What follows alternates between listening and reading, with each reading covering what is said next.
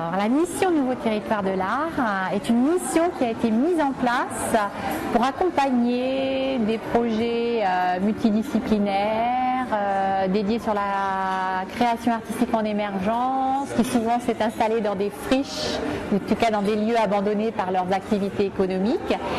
Et l'idée de cette mission, c'est aussi d'assurer justement une médiation avec les élus, avec les services locaux, avec aussi les services déconcentrés de l'État, pour que ces initiatives soient mieux appréhendées. Le fondement de ces initiatives, c'est d'essayer de multiplier le plus possible des rencontres entre des processus artistiques et des personnes, quelles qu'elles soient. De plus en plus, toute l'idée des nouveaux territoires de l'art, c'est tous ces processus artistiques qui vivent la ville ou un quartier ou une communauté humaine comme étant l'espace avec lequel ils vont co-construire leur processus.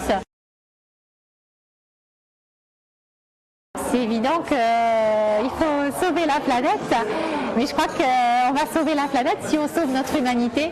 Et c'est bien de ça dont il est question dans ces projets, c'est de sauver notre humanité. Et quand je dis humanité, ce n'est pas la survie de l'espèce humaine, c'est vraiment le vivant dans notre humanité. Quand on parle du vivant, c'est aussi ce que je ressens, comment j'appréhende ma vie, comment j'en fais quelque chose de ma vie, comment je sais que j'ai des forces qui viennent par cette sensibilité, qui ne sont pas que de la connaissance, qui ne sont pas que de quelque chose que j'apprends intellectuellement, mais qui sont simplement que je respire, que j'ai des idées qui me traversent, comment j'ai de la force pour les mettre en place. C'est des micro-choses.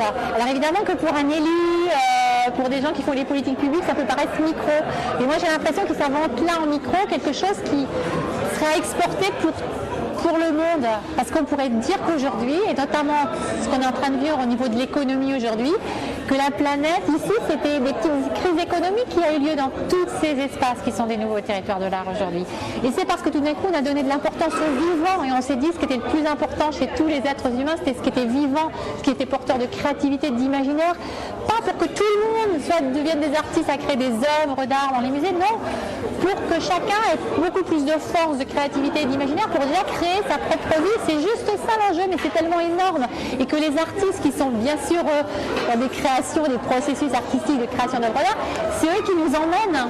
Le monde, c'est nous tous. C'est pas quelque chose d'extérieur à nous. Moi, je suis dans le monde, vous êtes dans le monde, et que si moi je bouge tout seul, je fais bouger le monde. Rien que ça, c'est formidable, c'est vraiment des histoires locales, même intimes, individuelles. C'est ça qui est au cœur de ces processus, mais qui en bougeant, en reprenant de la force, eh ben, ça fait bouger le monde entier parce que quand quelqu'un fait quelque chose, ça apprend à quelqu'un d'autre. Et c'est pour moi l'enjeu du développement durable aujourd'hui, c'est revenir à... Alors ça donne le vertige, ça serait pour revenir à chacun de nous, mais chacun de nous est porteur de quelque chose pour le monde. Et c'est vrai que tous ces processus d'expérience artistique où on vit, où on participe, où on partage, où les choses sont un peu informelles ou quelquefois même pas abouties, et bien c'est là qu'il se passe quelque chose parce qu'on sent qu'on fait partie du monde et que tout d'un coup on se ressent créateur davantage de nos vies. Et nous, quand on ressent ça, mais de façon quotidienne avec toutes ces équipes, on a l'impression qu'on touche la beauté du monde.